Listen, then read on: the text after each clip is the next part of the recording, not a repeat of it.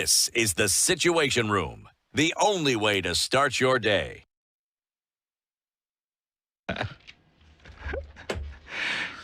They didn't know. I've told them today. Okay. Then it's actually double jointed in both shoulders. So you know the way you can twist and do those things. You can do them forwards and backwards. Yeah. Do that information as you wish. Uko Salama, we have... this is now, you see now the Eid for Nyama. Ndioyi. Those ones that people were asking for before, that's not the one. This is the one. This is the one now. This is the one where we slaughter. They slaughter. Sasa mkitafuta nyama, today is a good day. Yes. To look for it. Now that we've established that you're doing okay. Evelyn came in singing a song today, which I will not be repeating. Yep. And I liked it too. I'm sure you did. I don't doubt that you did. So good morning.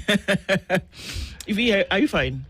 So there's a petition that's been signed. I don't know how many signatures there are just yet, but folks want to see you regularly.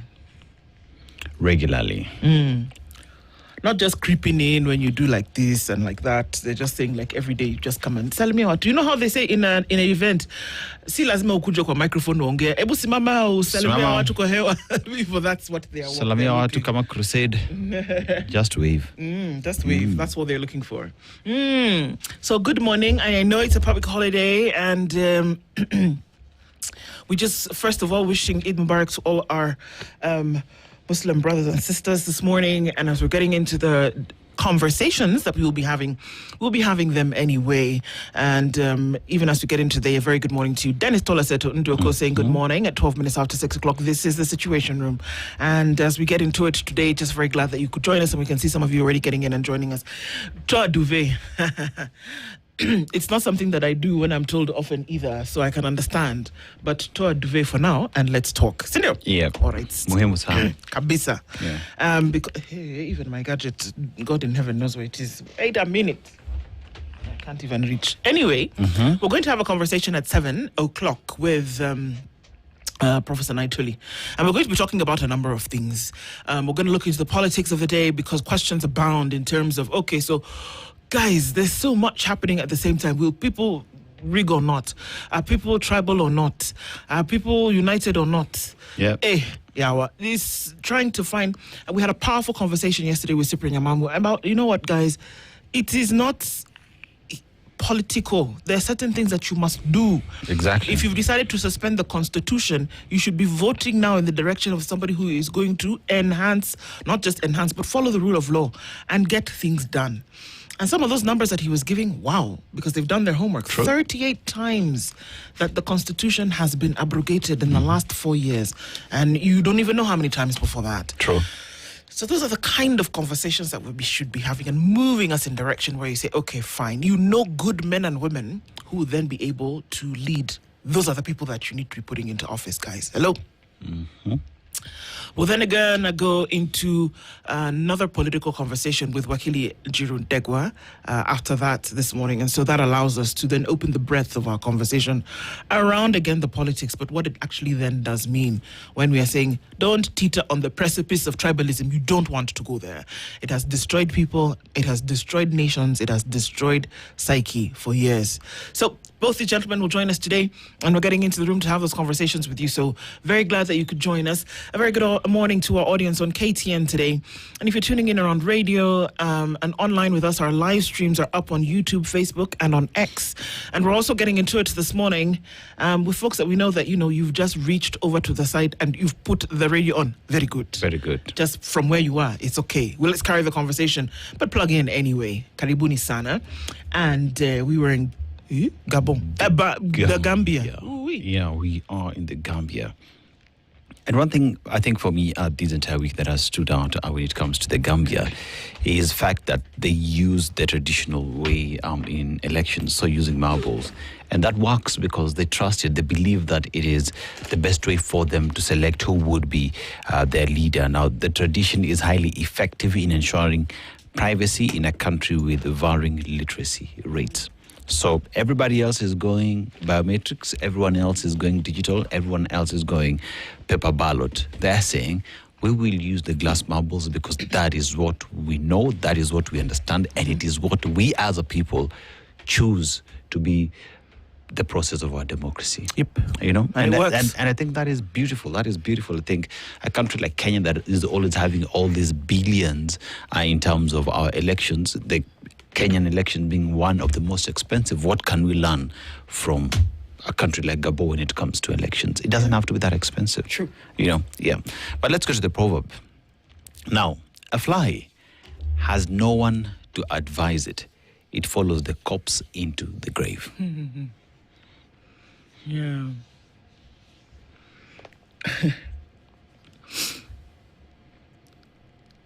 So take advantage of the advice that you do have, because the thing about the fly, and that's what do? They go after decomposing matter because they're trying to get sustenance from that, and that decomposing matter makes sense for them because they're just looking at the makeup of a fly, their digestive system is not developed to the point whereby they can, break down. So they have to start with stuff that's already breaking down. Yes.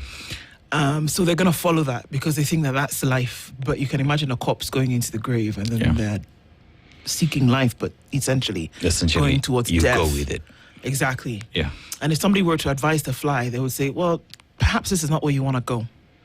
So if we have advice, if we have somebody who can show us the way, then we should actually take it. Yep. I don't think there's anything to add to that. Like, take advantage, like you've said, of advice that is there. Yeah. If there is none, seek for advice. You can't afford to just live as if you are an island. Yes. Seek advice, take advantage of what is there, and make good use of it. Because you might have all this advice, but you're not taking advantage of it. Then you're just as useless as you were. Exactly. And actually take the advice. Take advantage of it, yeah. Yeah, take the advice. Yeah. Good one. Good one. Okay, so let's say a very good morning to you. Now, we know that a couple of people are tuned in this morning, and we know that you may not comment. It was Memorial Day in the US on Monday, so we know a lot of you folks had a Monday holiday, and then Tuesday, maybe everybody groggy, get back to work, and then if you're tuning into Kenya's biggest conversation on Wednesday, it's a holiday, but this is a global one. If you're in Nigeria, you'd get 2 days off. But we take what we can get, Abby. True. All right. So a very good morning to you as you tune in today. Thank you for doing that. Like I always say, we don't take that for granted in any way, shape, or form. Thank you for all the lovely ads. Okay. A very good morning to you, Robert Mboko. You're tuned in this morning. And Id ul Adha to you all tuned in from Mombasa. And Desmond Ochi says, good morning, everybody. Good morning to you, Karibu Sana. Leban Motaroki is tuned in this morning. Good people tuned in from Kisumu. Good morning to you. Samuel says, we are his favorites. Good morning to you, Samuel. Karibu Sana. Peter Kiaria is tuned in this morning. Good morning from Mombasa. You can't teach children to behave better by making them feel worse. When children feel better, they behave better. Ain't that the truth? That's a great way to look at things this morning. Nyakundi Emmanuel says, good morning. Good morning. Leo, let me ask, yesterday MPs decided not to be in Parliament to discuss our matters, but they will come to vote for the bill. Yeah, I don't understand. The House was significantly empty yesterday in terms of, come and have a conversation around this thing. But when it comes to voting, the House will be full. Hello? Well, I don't know. I just think that perhaps things should be done a little bit differently. I mean, if there is anything Kenyans need to learn is look at the people that you've given your vote, that you've donated your responsibility to work for you. What are the lessons? Don't be like that fly. Yeah. That is advice you're being given right there by their actions. Very true. Come 2027, take advantage of the advice. Absolutely. Bwangi Juma says, good morning, Spice. How are you all this blessed morning? Let's rejoice this day that God has given us. To Kenya Kwanzaa, 3 years in office, still lamenting about Kenyatta's for your unworking manifesto. Okay. Kimi Yak says, they're now spewing inflammatory remarks and their boss is having normal days, not taming his soldiers despite the dangers. But our resolve is clear. Nothing good will come out of the Kenya Kwanzaa administration. Yeah, okay. Good morning. Rose Grace is tuning from Manara this morning. Says, good morning, Ndu Anaseto. House of Gugi. Good morning, Princess Ndu Aseto and Spice FM Tribe. Happy Eid to our fellow Kenyans. Cape Town is locked. Good morning to you as well, Karibu Sana. Tibbs Muge says, good morning, Spice FM team. People in Ukraine, Kyiv. Russia has telegraph. Be safe. Yeah. Eric Orr says, good morning, guys. Good morning to you, Eric. Karibu Sana. Vena Karwenji says, good morning. Happy Eid al-Adha, tuned in from Kuwait. Good morning to you. Mashara Jerry is tuning from Portland, Oregon, and says, good morning. Kimiyaki saying people should wake up. What is it? We have no time to slumber, even on holidays. The enemy is not catching a breath for 1 second. So he says, all of you people wake up and get into the comment section, is what Kimiyaki is saying. He says, you cannot not be part of conversations. So that's a good piece of advice this morning, actually. That you must plug into the conversations. Do not be left behind. There's a lot to do, and the time to work is now. Conversations form part of these things. Jimmy Munuthi says, good morning, Ndo and Dennis. Happy holiday and nice to see you in the studio. Yes. We're here. Ramtula Omar says, Eid Mubarak to fellow Muslims from Nairobi. Good morning to you. John Modi Bani says, good morning, Dennis and Indu, watching from Edmonton in Canada.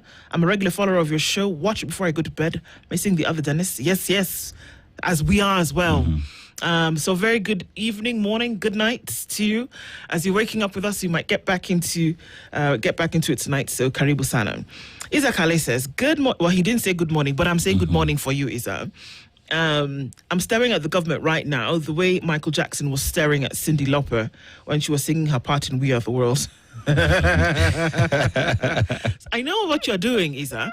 So you know what everybody's going to do today. Yeah. We're going to go and look for that music video. True. And we're going to wait until Cyndi Lauper singing her part in We Are the World. And we look for Michael Jackson's. And how he's staring at her. That's how you're looking at the government. Yeah. We shall come back and tell you what we saw tomorrow. Gabriella says, good morning to you. Everybody tuning into the room this morning, even as you come in later, just say hi and just imagine that our hand is perpetually waving and welcoming you into the room. Karibuni Sana. Thank you again for being here. And let's plug into these conversations together. Right? Kabisa. Okay, so let's look into the headlines for those that we have. Kenya's bold newspaper, The Standard. Impunity, if impunity could be a song. First of all, why are there so many chairs in this room? Or is it me? You know the day we complained somebody has stolen our chair? Now that they've given us a chair. Actually, one was missing. One was missing. Evelyn brought it back. But we have one that never left since Baraza. Sindo? Yeah. But it helps because we are able to reach lights for those who are vertically challenged. Those who are closer to the floor than others. Yeah. And there's Evelyn. But you see now nobody's there to help us to put the camera. Yeah. She has come. And she's looking at me with so much... Nimefanya? Oh, sorry. Sorry. You're not vertically challenged today. Today. Wow. Impunity. Impunity is the headline. And Evelyn might be saying Dennis is practicing impunity. Nairobi City Finance boss Charles Kerich is a wanted man after a High Court order committed him to jail for contempt. But despite the ruling, Kerich is not in jail and continues to enjoy his freedom. Justice Francis Gikonyo issued the order after Kerich defied directives to pay millions of shillings owed to a law firm, setting up a potential confrontation between the judiciary and the police. Lawyers have now warned Inspector General Douglas Kanja that failure to enforce the order could itself amount to a contempt of court. I just want to know, why is anybody surprised? Contempt of court orders for specific individuals don't seem to work anywhere for anybody. So I don't even understand why we are shocked and saying, oh my God, there's a contempt of order, whatever. He should have been committed to jail. Where? The apple doesn't fall far from the tree, because remember, the boss as well has been given enough summonses to appear before the National Assembly never shows up. So are you surprised if a junior? This same inspector of police, as well as the DCI boss, were called how many times by judges in the High Court and told to appear there to explain the whereabouts of individuals on 3 different occasions. Didn't show up. Did they ever? Didn't show up. We also had when Masengeli was the acting IG, and he was asked to show up. How many times? 7 or 6 times. He showed up on the 7th time and said, oh, I'm very, very sorry. And that day that he showed up, the missing people in question also miraculously appeared from somewhere. Excuse me, please. This thing of contempt of case, court order, whatever, you're trying to make it seem as if now you people are working. That's now... I will shave you see my hair? I shave it. Because if this guy is if the police actually arrest him and he sits in jail for 3 months, Mimi, bold. How does someone who's been breaking or disrespecting court orders have the courage to arrest somebody else who is disrespecting court orders? See, I don't even know why we're wasting our time. Those guys are in the same club. I don't even know why we're wasting our time. It's like when cabinet secretaries are nominated and then we say, yeah, in fact, Parliament has a duty. And they're going to sit down and they're really going to vet. And if there's even a blemish anywhere, they're not going to accept. Wasting our time. This one, we've even made a headline. It's like when we decide, according to the Constitution, everyone who's supposed to be cabinet secretary is not supposed to be a politician. So what do? You resign from your political seat, then you get nominated as a cabinet secretary. Shall we give more examples? IEBC even tells you vote and leave the polling station. Yeah. But in the by-elections that happened in October, who were the people that were in Magarini? Exactly. Who were the people that were in Meru? Who were the people that were in Malava? My God, don't be disturbing. So what am I saying? Essentially, I could be bald in a couple of days, but I'm also saying that what is going to happen is that Charles Kerich is going to make sure that this 106.7 million shillings has been paid, and that the people who are going to be in jail is not Charles Kerich. No. Hello? No. All right. Because wasting our time, nonsense and omena. And that's just the headline. Somebody said I should stop insulting omena. I'm very sorry. Bullets, broken dreams, final hours of men killed during fuel protests. There is the CEO of Voco Africa, Hussein Khalid, in that picture. And we're talking about 3 young men dying during riots over fuel prices in Fika and Roiro last Monday. Families demand answers as postmortems reveal fatal bullet injuries. This is not Alice in Wonderland. They were shot. Somebody aimed, fired, and hit the spot and killed these men. And if you did a post-mortem, you could retrieve the bullet. And the thing about a bullet is that it has a serial number. It can be traced back to the firearm that discharged. And you can find out who made this happen. But are we going to do that? No. Okay. No. Okay. Families seek justice after police killings during fuel price demos. This is in line with the same story. You know, the sad part about these such kind of incidences is the fact that we live in a country where we had over 60 people who were killed, right? Let's just go back to finance bill. Kenyans were killed until date. Nothing. You know, we have inquest happening, for example, for Rex Masai, but where are we with that? Yeah. You know, then you come to 2025, same case. Now this one has happened again. And families know my person has been killed, and all I need to do is to just bury them. That's the closure they seek, because justice is far removed from the conversation. Exactly. It is. I mean, and that we are having this conversation is a little bit more painful than is comfortable. It is. Private sector lobbies for 5% pay-as-you-earn relief in Badi budget. That would be great for a lot of folks who are saying, come on, even 5%, give us something. Because the pay slip has been raided properly.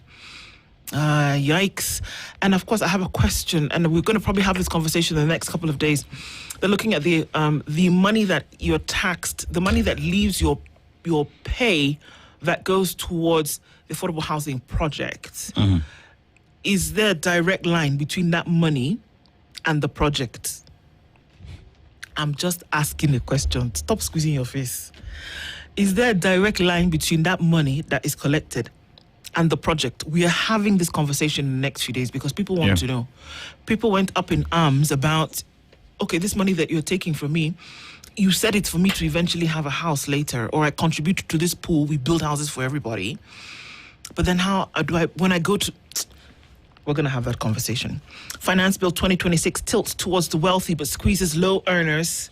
That's what it's looking like. This story has been done by Esther Diana.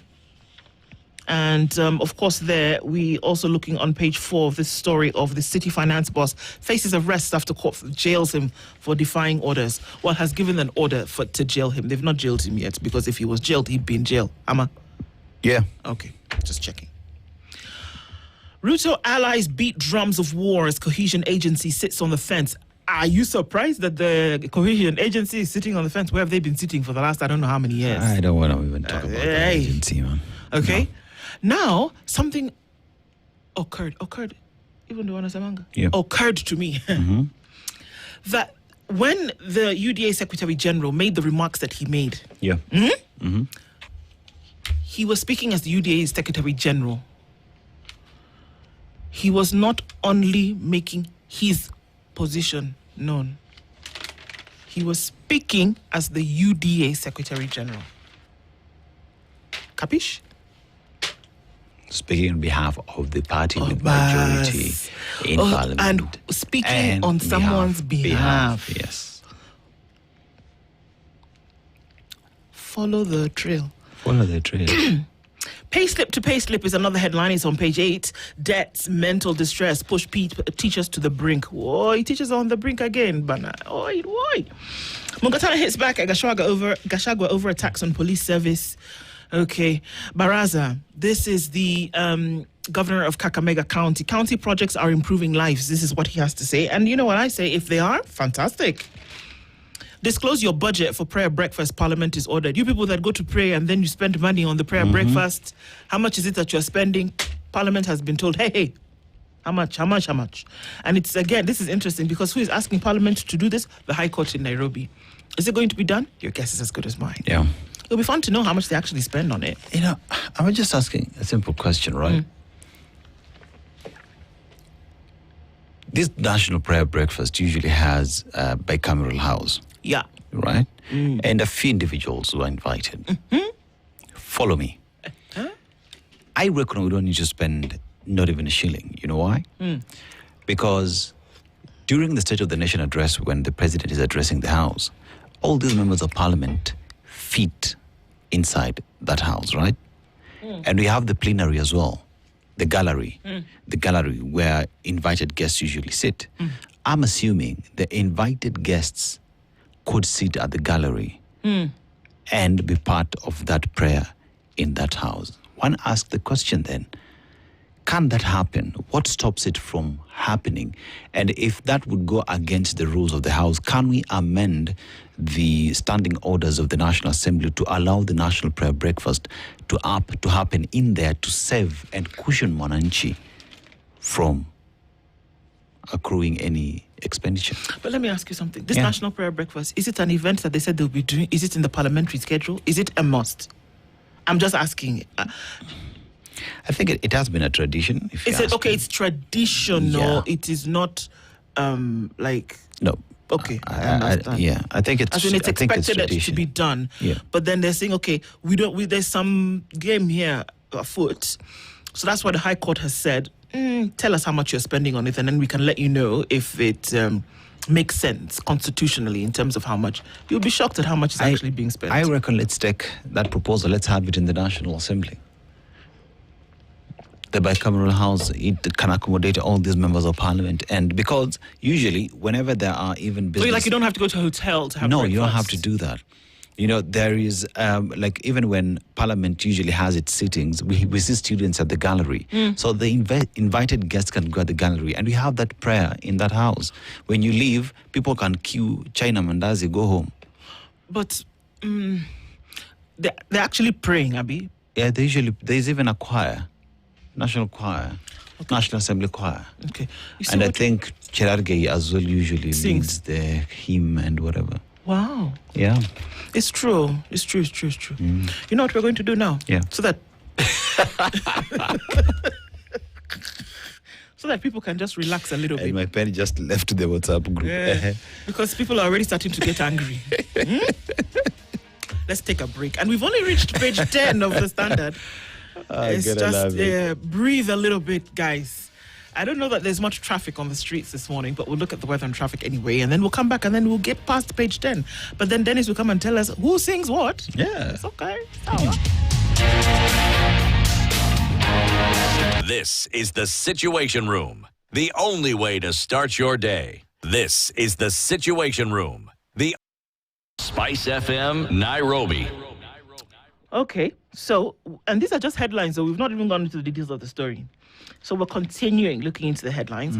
And on that question of the national prayer breakfast, Isa says, or better yet, if we're really serious about this prayer, how about you fast and pray? Yep. There's even a song. Fast and pray. I don't know. I think it's a raga song, gospel song. Yeah. Fast and pray. And all the religions that are represented at that prayer breakfast, all of them have a fasting component. Yeah. All of them. Yeah. So you can actually fast and pray. If you are serious about taking this petition to God to heal the land and to set things right and to whatever, fast and pray. Kneel by mouth in supplication to God. Pray. Or better yet, even our church, we do 4 a.m. prayers, but guess where it is? Mm-hmm. It's online. Online. But I'm just saying, anyway, the point of this whole story was the High Court has said, tell us how much you're spending on this. And perhaps you probably see it go into the millions that are unnecessary. So probably it's in the millions. No. Kenyans bypass Ebola controls as porous borders raise spillover fear. It's an issue.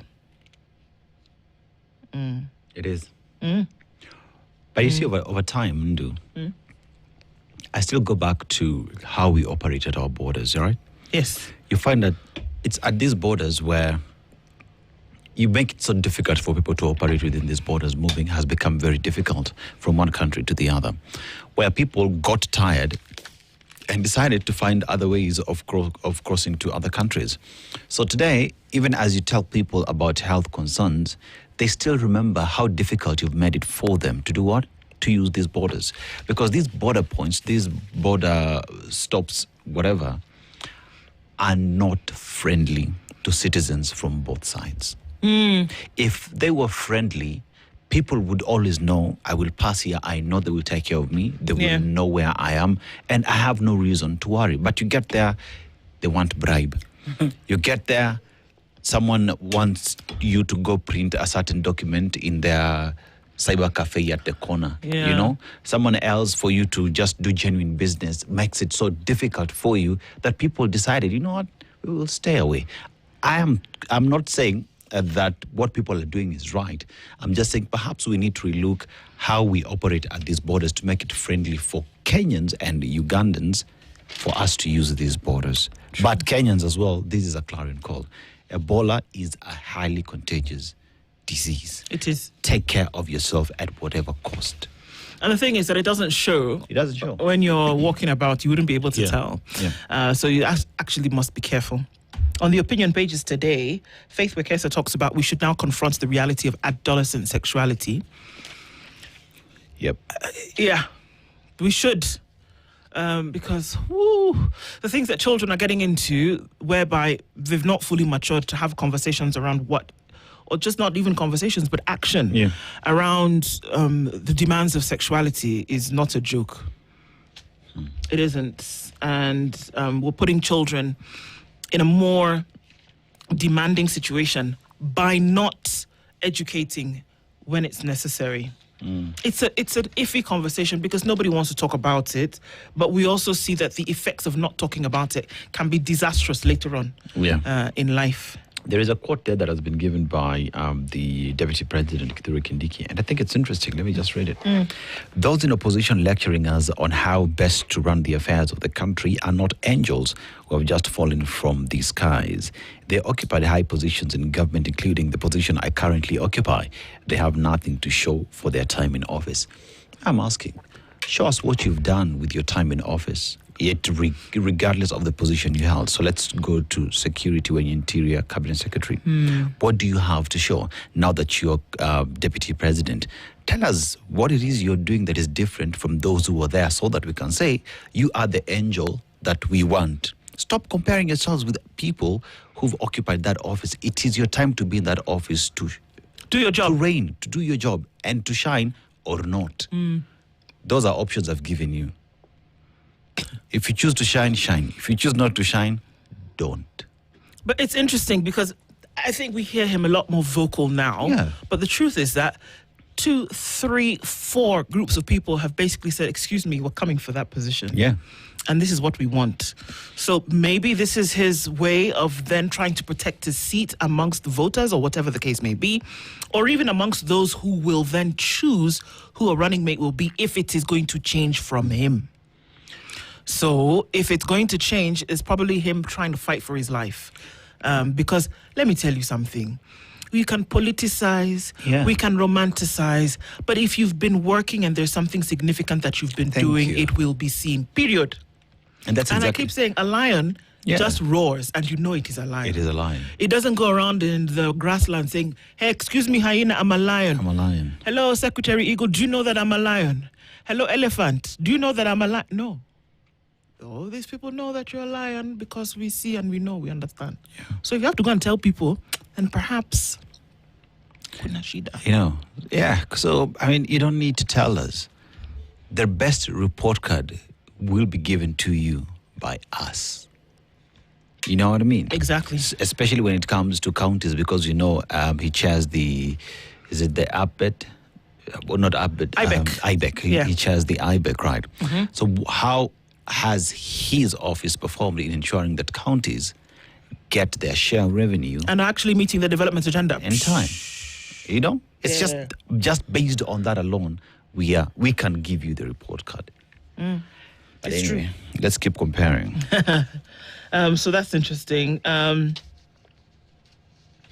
Looking at some... Page 14. Keep fake hugs and smiles out of National Prayer Breakfast. Kabisa. Yeah. Kabisa. Who wrote that story? It's of course in the opinion pages. Edward Kipkalia. Kipkalia, Kabisa. Because I remember even during former President Uhuru Kenyatta came in, forgave each other with William Ruto, and now we were going to work together, yada, yada, yada. Where are we now? What happened? Keep those fake hugs and smiles out of National Prayer Breakfast. We don't want them. It's interesting because when you look into the county's pages, court's verdict on ward funds exposes MP's push to keep CDF, and that's still a conversation. This CDF that is so close to people's hearts, it does something beyond the development of the county, doesn't it? Yes. Or the constituency. True. In this case. And it does give you some brownie points if you have control of CDF. Firm steps up Kenya's shift to clean energy, and probably how you should be looking into it. Manufacturers warn of job losses in the finance bill, and they're saying that this is possible. Firm closures, job losses and firm closures if the finance bill passes. They're seeing a likelihood of that. And of course, ways to get your business going amid uncertainty. All of this is happening in the county pages. And so we're going to look into a couple of these stories then in detail in just a minute. If I can just get the pages to turn. Can you turn the pages of life? Okay. Mining disputes expose deep-seated rot in the sector. There's a ministry. Yeah, there is. There's a ministry for mine. I'm just looking at the same pages. How retired teachers lost 7.6 million shillings in gold scam. So the mining sector has a problem or two. And in terms of regulation and who can do what and who has licenses to do the other thing, there are questions. KenGen now eyes a license to sell power directly to consumers. That they don't want this thing where they have to go through companies. We want to be able to sell to you directly. Yeah. I wonder who it would benefit if this was actually the thing. We'll come and look in the story in details in just a little bit. So the US and Iran are still having their global issue. And the US is now striking on Iran, targeting missile sites and boats. And they're saying, nah, this is not, we're not letting down just yet. Each burial becomes test of trust in Ebola hotspots. It's another story coming out of the international pages. These are some of the things that we look into. Okay, so we'll look at some of these stories in detail. You want to go first, or shall I? I'll just start with this story that I've seen here at the back pages. And I think it's important because if we do not act now, we'll be having a problem a little bit later. So on page 17, it says, the weatherman has issued floods warning for coast counties as heavy rains expected. Clears throat. The coast region is among areas that are expected to receive heavy rains in the coming days, according to weather forecast released by the Kenya Meteorological Department. In the forecast covering the period between May 26th, which was yesterday, eh? Yes. May 26th and June 1st, Met said rainfall will continue in several parts of the country, including the coast region, warning residents to brace for heavy downpours, strong winds, and possible flooding in some areas. Met said counties along the coast, including Kilifi, Mombasa, Kwale, Lamu, and Tana River are likely to experience heavy rainfall that may trigger flooding and disrupt transport and marine activities. The focus further warned that the strong southerly and southeasterly winds exceeding are expected over parts of the coast and neighboring southeastern lowland county. Despite the rains, temperatures in the coast region are expected to remain high, with the maximum daytime temperatures likely to rise above 30 degrees Celsius in several areas. Why am I taking this story? If you look at the coastal belt, so that would include Taita, Tana River, and all those counties. We've been told about flooding that would happen. Met has given its report. But as we speak right now, and also the president has been at the coast, what movement are we seeing in, first of all, ensuring that if there are drainages, they are unclogged? If people are supposed to be moved on time, they are moved on time.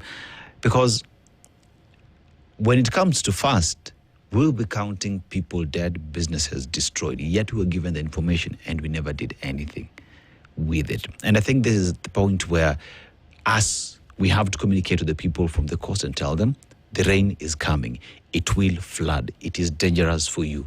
Act now. If the government will not do it, I think it's our responsibility to tell the people of what is coming. Absolutely. It is coming. It is coming. And we've been told several times that El Nino will come and there'll be heavy rainfall. And we know that if the amenities that you're talking about then have not been sorted out, that is what is likely to lead to flooding, because we're talking about a deluge now that will occur. And then what is going to be done? We don't want to be in a spot where we're crying later. It's just the rain went initially, and then everybody forgot about how bad it was for the days that it was, and then now we're seeing that it's coming. And what are we actually doing about it? There's a story that's covered in a few columns, and it's talking about the missing children.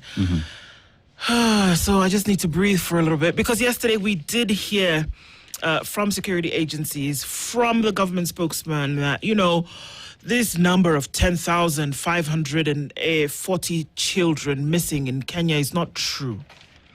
And that the pictures that you're seeing of missing children or whatever are AI generated. Are you kidding me? No, I'm not kidding. He said it yesterday. And he said it's not 10,500 children that are missing. And I'm not trying to rage bait you guys. I'm telling you what he said yesterday.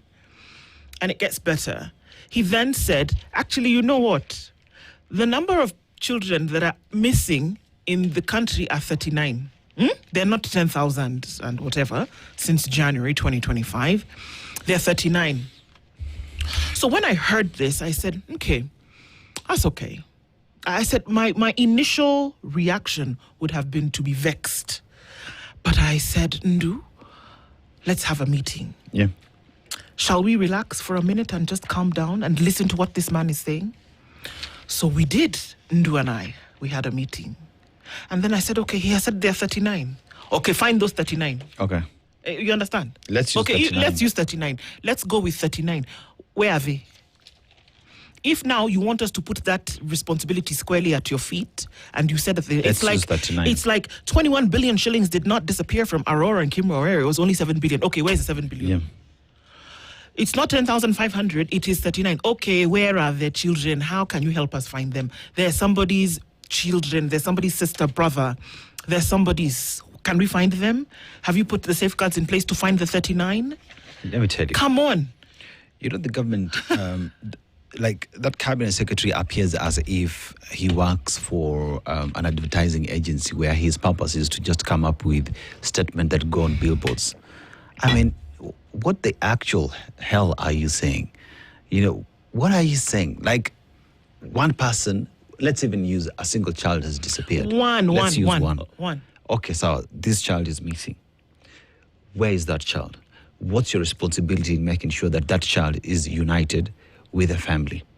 What's your responsibility to ensure that investigations are being done? You come and tell us that at 39, you are not an advertising agency with a billboard section where you come and give us these reports. Yours is to tell us, we have 39, this is the progress we have rescued A, B, C, D. These individuals are in court. We have managed to prosecute these ones, and these ones are in jail.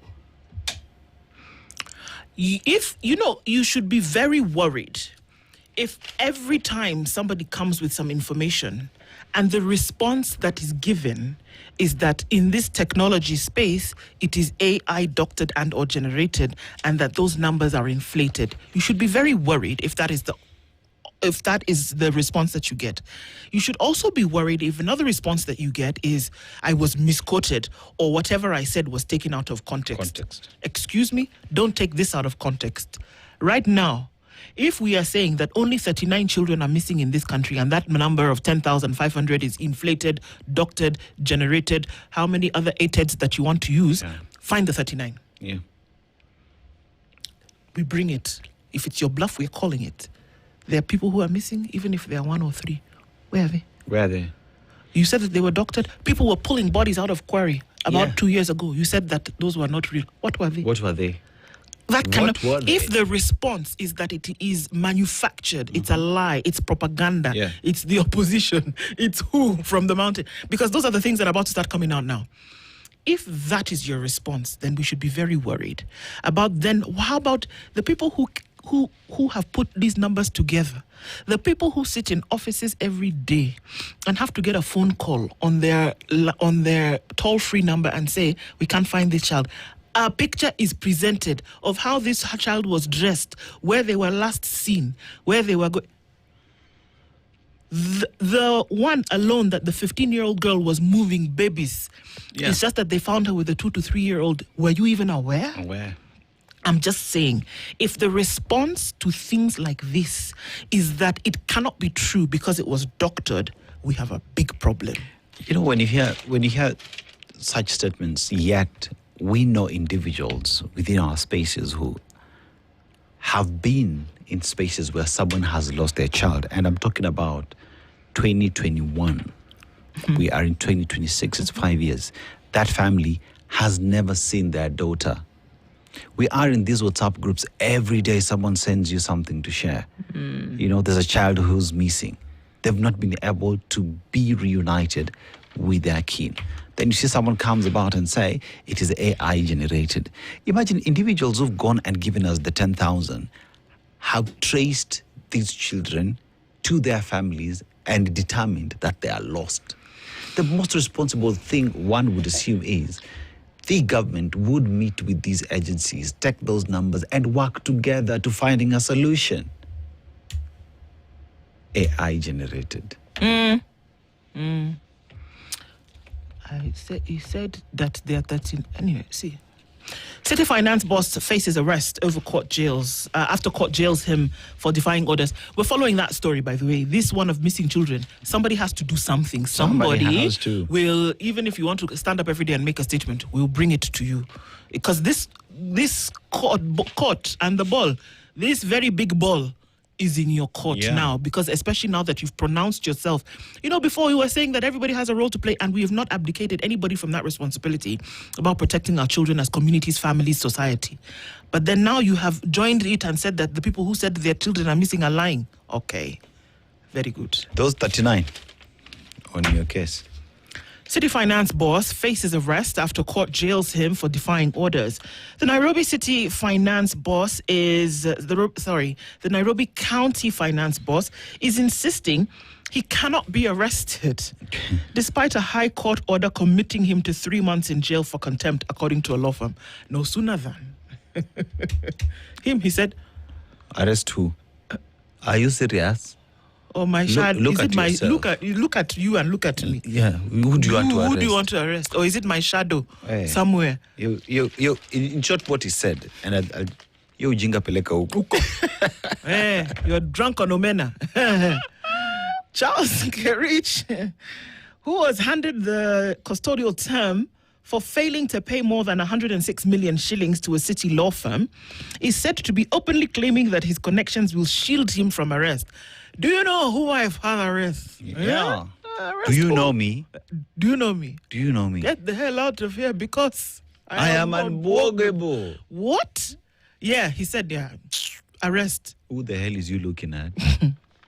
In a letter seen by The Standard, lawyers for the firm that secured the committal order wrote to Inspector General of Police Douglas Kanja, drawing attention to the ruling.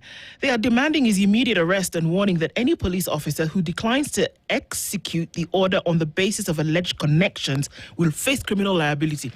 Even you, who is supposed to arrest him, and you say that you will not, even you, we will now bring those things against you. So don't play with us.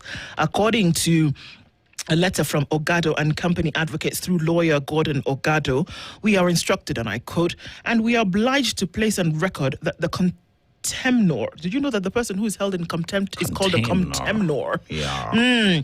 Mr. Charles Kerich has been openly bragging in the aftermath of the commuter order that there are threats of arrest against him, but that he's connected to the system and that the police officer can arrest him, states the letter. So, as Diana Agishengo would say, he's walking around with braggadocio and bravado, saying, "Who do you think you are going to arrest? Because of what? Calm. I'm in my house. Literally, call police." System will call police. Hey, call police. What are you going to do? Who do you want to arrest? You're mad. According to Justice Francis Gikonyo, accordingly, I find the County Executive Committee member for Finance, Mr. Charles Kerich, guilty of contempt of the order dated. Come on. November 27, 2024. We're adding 2026, please. Hey. In fact, we're in June, in case anybody was wondering. Yeah, we're in June. Because May is like over 4 days to go. So we're just 4 months to November, to be 2 years. Yeah. Okay. So you thought it was a yesterday story? Nah. So perhaps this thing that he's walking around with his shoulders very up is because it's true that his godfather indeed is godfathering. Yeah. Do you have a godfather? Go godfather yourself in jail. I told you. Me, head, shave. If he goes to jail. Shave. Bald head. Hapo ndio tutakuwa. And imagine those are the headlines. It's like a story. And that's just a single paper. And that's just one newspaper. Go get yourself a copy of the same as well online. epaper.standardmedia.co.ke. Kabisa. Hapo ndio tuko. Professor Naituli will be in the hot seat when we come back. And Sheila's bringing the news at 7 o'clock. Good morning.